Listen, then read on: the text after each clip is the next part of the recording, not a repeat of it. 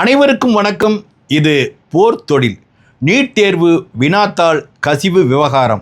நாடெங்கும் பொங்கி எழுந்த மாணவர்கள். டெல்லி குலுங்கிக் கொண்டிருக்கிறது. தமிழகத்திலும் பரவுகிறது போராட்டம். ஆளுங்கட்சி அடக்க நினைக்கிறது. இதையெல்லாம் பற்றி தான் இன்றைய காணொளியில் நாம் பார்க்க இருக்கிறோம்.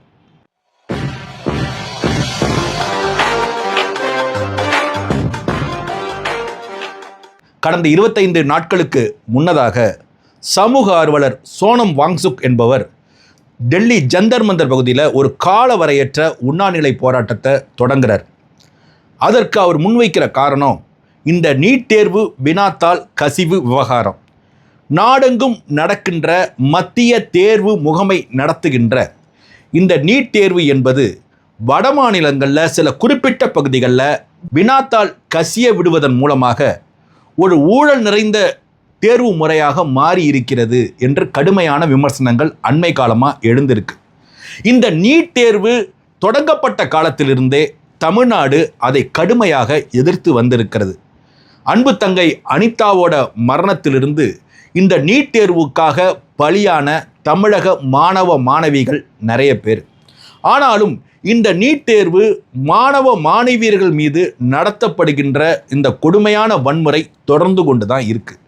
வட மாநிலங்களில் இந்த நீட் தேர்வு நடத்தப்படுகின்ற விதமே ஊழல் மலிந்ததா, வினாத்தாள் கசிய விடுவதன் மூலமாக அந்த வினாத்தாளை பெறுகின்றவர்கள் தேர்வு பெறுகின்ற வகையில் மிகவும் மோசமான வடிவத்தில் அங்கே நடைபெற்று கொண்டிருக்கிறது.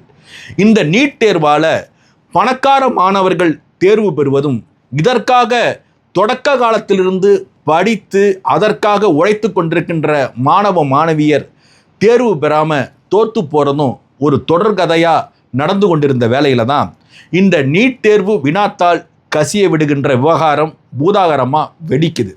அதை எதிர்த்து சமூக ஆர்வலர் சோனம் வாங்சுக் என்பவர் ஒரு மிக தீவிரமான காலவரையற்ற உண்ணாநிலை போராட்டத்தை டெல்லி ஜந்தர் மந்தர் பகுதியில் தொடங்குகிறார். அவர் தனது உண்ணாநிலை போராட்டத்தினால கிட்டத்தட்ட 8 கிலோவுக்கு மேலாக எடை குறைகிறாரு. இந்த உண்ணாநிலை போராட்டம் நாடெங்கும் அதிர்வலைகளை எழுப்புகிறது. இதற்கு ஆதரவாக ஒவ்வொரு மாநிலத்திலும் மாணவர் அமைப்புகள் தன்னெழுச்சியாக போராட துவங்குறாங்க.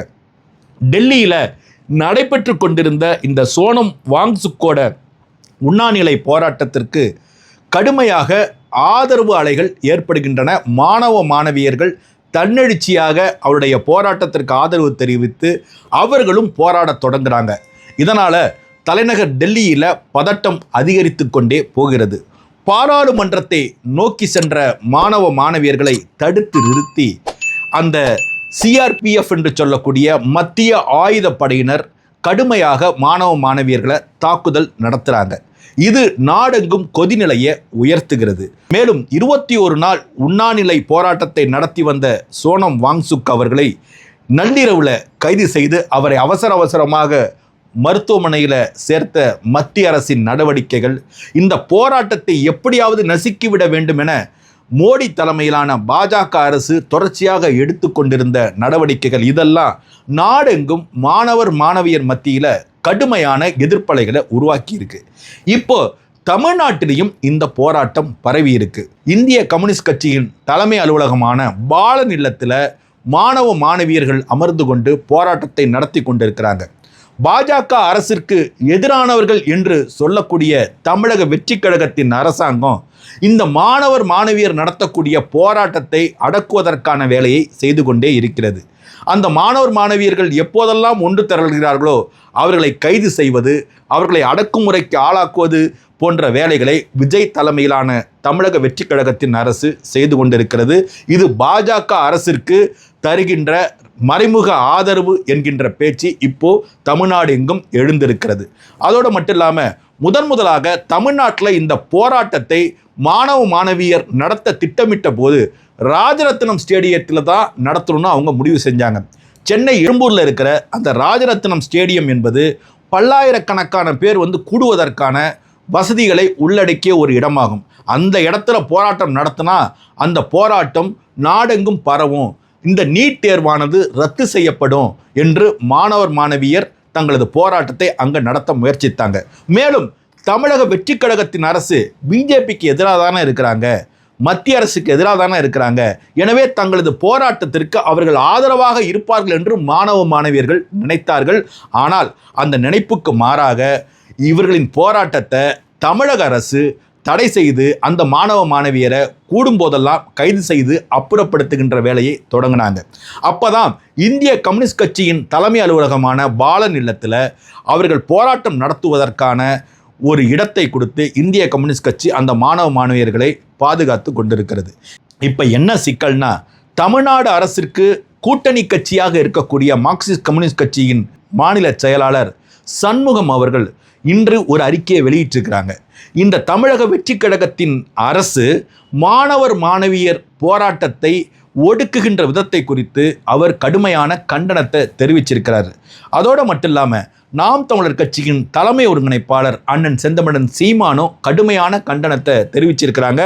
மாணவர் மாணவியர் நடத்துகின்ற இந்த அறவழி போராட்டம் முழுமையாக வெற்றி பெற வேண்டும் என்று அவர் வாழ்த்தியிருக்கிறாங்க. மேலும் இந்த போராட்டத்திற்கு நாம் தமிழர் கட்சி துணை நிற்கும் என்றும் உறுதி அளிச்சிருக்கிறாங்க. இப்படி நாடெங்கும் பரவி கொண்டிருக்கின்ற இந்த போராட்டத்தினால தலைநகர் டெல்லியில் கொதிநிலை கூடிக்கொண்டே போகிறது.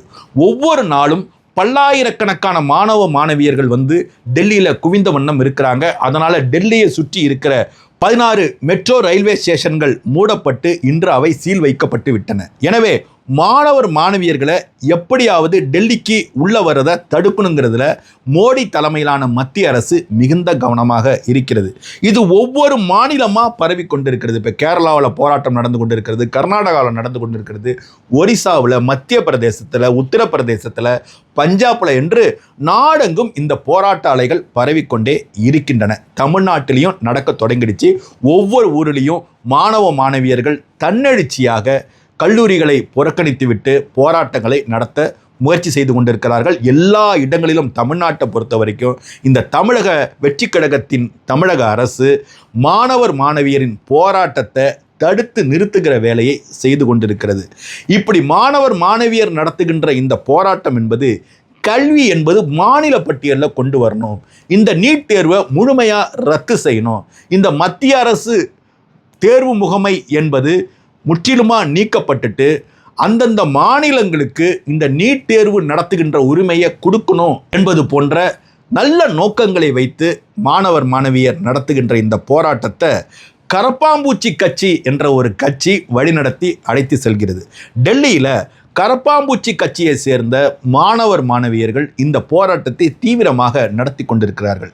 அது என்னங்க கரப்பாம்பூச்சி கட்சி அப்படின்னா, சமூக வலைதளங்கள் வாயிலாக உருவான ஒரு அமைப்பாக இந்த அமைப்பு கருதப்படுகிறது. இந்த கரப்பாம்பூச்சிங்கிற இந்த குறியீடு வந்து எவ்வளவு அடித்தாலும் போகாது, நகராது, மேலும் கேவலமாக பார்த்தாலும் அந்த கரப்பாம்பூச்சி தன்னுடைய வேலையை செய்து கொண்டே இருக்கும் என்பதான சில முக்கியமான அம்சங்களை வைத்து ஒரு குறியீடாக வைத்துக்கொண்டு கரப்பாம்பூச்சியை ஒரு குறியீடாக வைத்துக்கொண்டு இந்த அமைப்பை அவர்கள் கட்டி எழுப்புறாங்க. இந்த அமைப்புக்கென்று பெரிய அளவில் பொறுப்பாளர்கள் கிடையாது.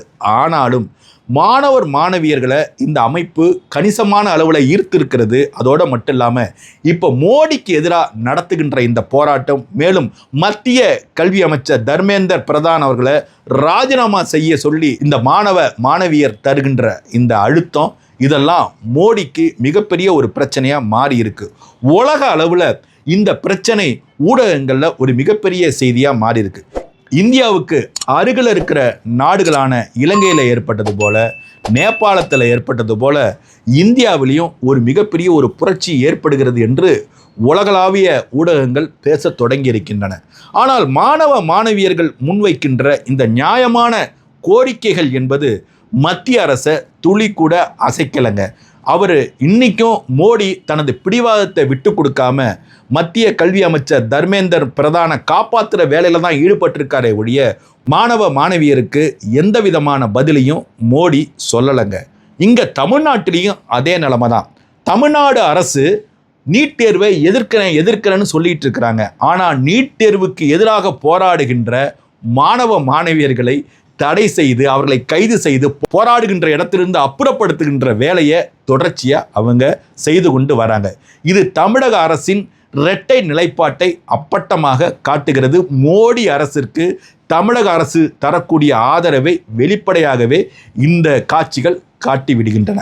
இப்போ மாணவ மாணவியர்கள் நடத்துகின்ற இந்த போராட்டம் இன்னும் சில காலம் தொடர்ச்சியாக நடைபெறும் என்றும், கோரிக்கையில வெல்லும் வரைக்கும் தங்களது போராட்டத்திலிருந்து தாங்கள் பின்போவதில்லை என்றும் நாடெங்கும் போராடி கொண்டிருக்கின்ற மாணவ மாணவியரும் அந்த கரப்பாம்பூச்சி கட்சியும் தெரிவிச்சிருக்கிறாங்க. நியாயமான காரணங்களோடு போராடி கொண்டிருக்கின்ற நமது மாணவ மாணவியரின் போராட்டம் வெற்றி பெறட்டும். நன்றி, வணக்கம்.